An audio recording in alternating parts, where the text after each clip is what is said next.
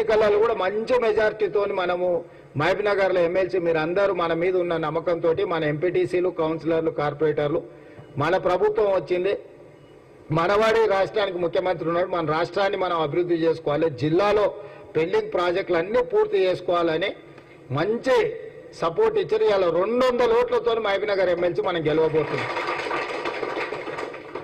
అదేవిధంగా పార్లమెంట్లో కూడా ఇవాళ ఏంది లేక మన జిల్లాకు అవకాశం వచ్చింది. ఇప్పుడు దాన్ని ఎట్లనన్నా దొంగ దెబ్బ తీయాలని దొంగలంతా ఒకటేరు గూడుపుటాన్ని చేస్తారు.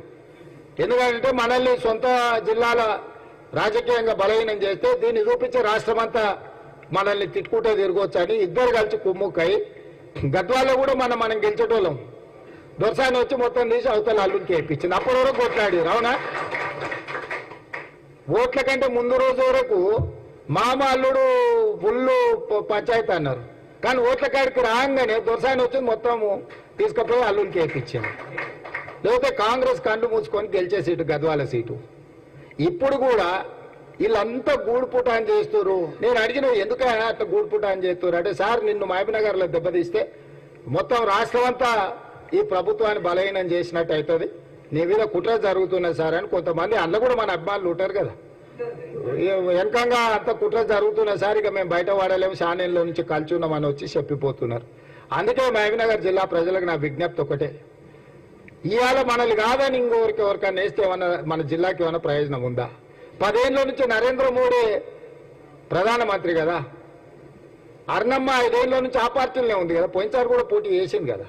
మరి 5 ఏళ్ళలో మనకి ఏమైనా ఆర్డీఎస్ మొత్తం ఏమన్నా దీపించి కాలువలు దోపించి కర్ణాటక నుంచి నీళ్ళు తెచ్చిందా? అంతకంటే ముందు వాళ్ళ ప్రభుత్వమే ఉండే కదా.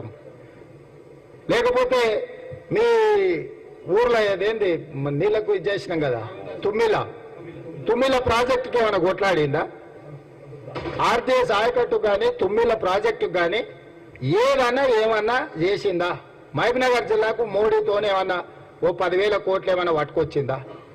మరి ఆ మొత్తం ప్రధానమంత్రినే జాతీయ ఉపాధ్యక్షురాలు ఉండే డీకే అర్ణమ్మ జాతీయ ఉపాధ్యక్షురాలుగా పాలమూరు రంగారెడ్డి ఎత్తిపోతల పథకానికి జాతీయ హోదా తెచ్చుండొచ్చు కదా.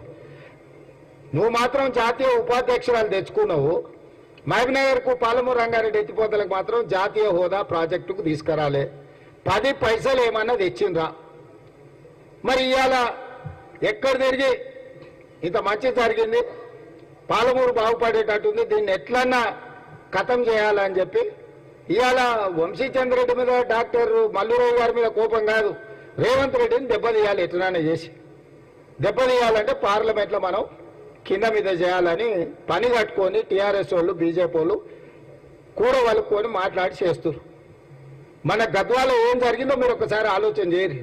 నేను కొత్తగా చెప్పను, మన కార్యకర్తలు లేకపోతే అభిమానులు ఇన్నే ఉండరు కదా, మీరు చూడండి గద్వాల బంగ్లోళ్ళు ఇన్నేళ్ళు కొట్లాడినరు. మన ఎన్నికలు రాగానే కాంగ్రెస్ ఓడగొట్టడానికే బంగ్లోళ్ళు అంతా ఒకటైనరా లేదా? మరి టీఆర్ఎస్ ఒకరు బీజేపీ కదా, ఎట్లా ఒకటవుతారు? ఇప్పుడు జిల్లాలో కూడా గదే బంగ్లా రాజకీయం నడుస్తుంది. ఇద్దరు అడ్జస్ట్మెంట్లో ఎట్లైనా చేసి కాంగ్రెస్ పార్టీని దొంగ దెబ్బతీయాలి. కాంగ్రెస్ పార్టీని దెబ్బతీస్తే రేవంత్ రెడ్డిని బయట అంతా అడగొచ్చు, నీ సొంత జిల్లాల్లో గెలవలేదు నువ్వేం దాన్ని? ఎందుకు మహబూబ్నగర్ జిల్లాలో కాంగ్రెస్ పార్టీని ఓడగొట్టాలి అడగండి. ఎందుకు ఆర్టీసీ బస్సులలో ఆడబిడ్డలు